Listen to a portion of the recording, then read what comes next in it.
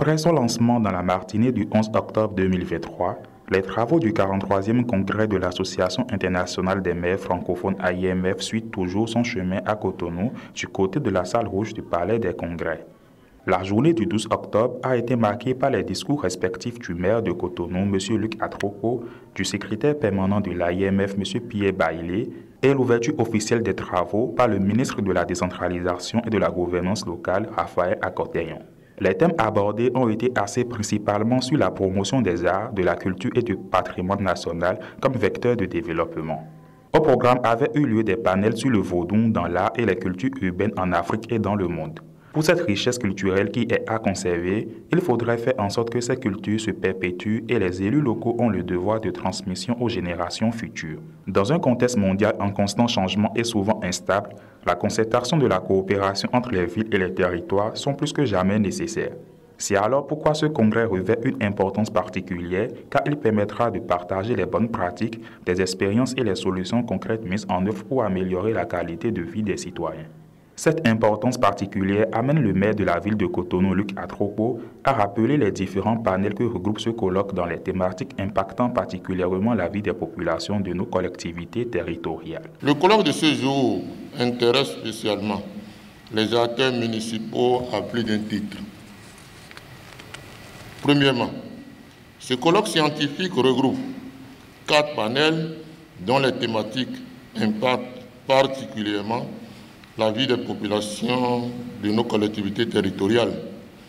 Il s'agit de la culture, des arts de la rue, du sport urbain et spécialement du vaudou que certainement la plupart d'entre vous découvriront aujourd'hui dans sa dimension scientifique et culturelle, la dimension culturelle étant réservée seulement aux initiés.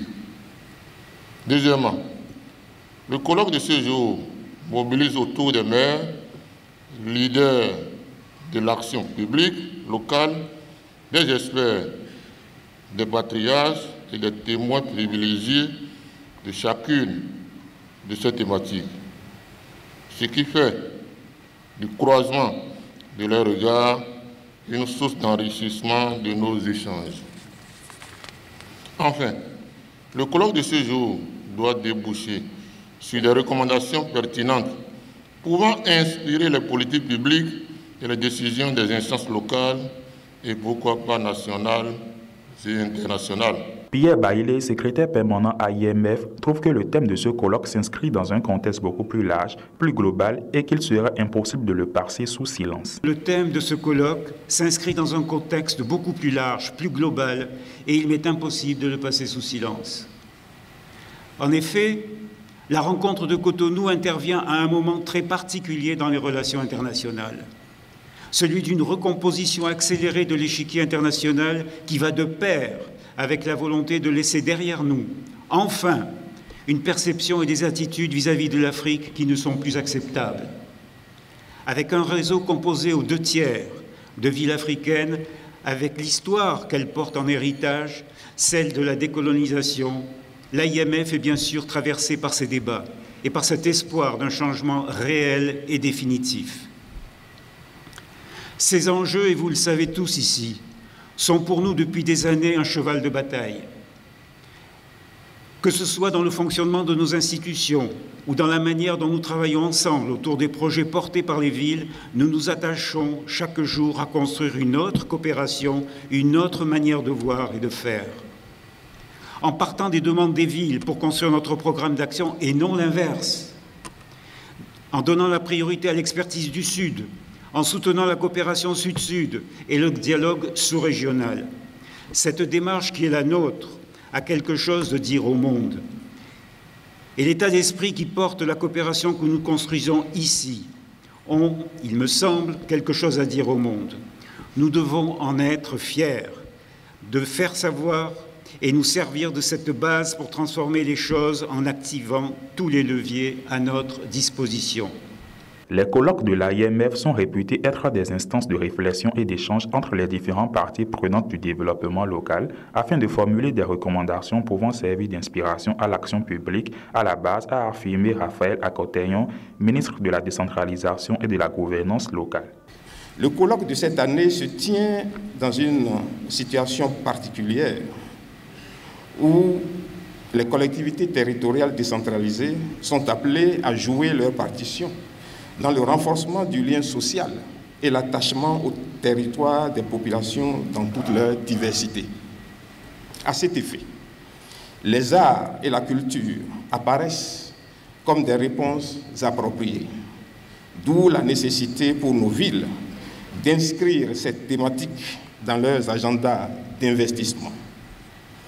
L'expérience béninoise en cette matière est basée sur un contrat État-commune. Mesdames et messieurs, c'est le lieu de faire un bref rappel des engagements du gouvernement du Bénin dans la promotion des arts, de la culture et du tourisme. En effet, au Bénin, dans ce secteur, il est prévu au programme d'action du gouvernement un investissement de l'ordre de 2 milliards d'euros. Ainsi, au nombre des réalisations, il sera créé, à titre illustratif, à Cotonou, un quartier culturel et créatif et un centre pluridisciplinaire des arts. La danse, les danses, le théâtre, le cinéma, la musique, etc. La compatibilité du vaudou avec les autres religions a été aussi mentionnée pour dissiper les confusions entre les religions.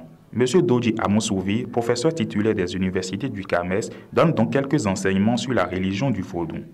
La religion du vaudou, et ça c'est très important avec notre sujet, est la seule, si je veux être prudent et précautionné, je dirais, c'est l'une des rares à n'avoir pas eu sa croisade, à n'avoir pas créé des guerres à l'échelle nationale ou à l'échelle internationale, à ne pas avoir de diable, à ne pas avoir dans ses placards des crimes ou d'atrocités telles qu'elles soient à travers le temps et l'espace. Et donc quand on dit que le vaudou est un levier pour la paix, pour la tolérance et donc pour le développement, ce fait matériel est déjà significatif et illustratif.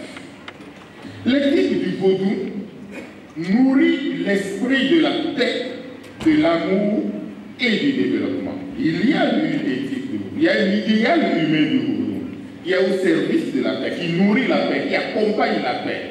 Lorsque tout va mal, lorsque les acteurs de premier niveau n'y arrivent plus, c'est vers le vaudou qu'ils se tournent pour trouver des solutions pratiques aux problèmes existentiels, aux conflits qui sont les leurs. Et ça se règle toujours.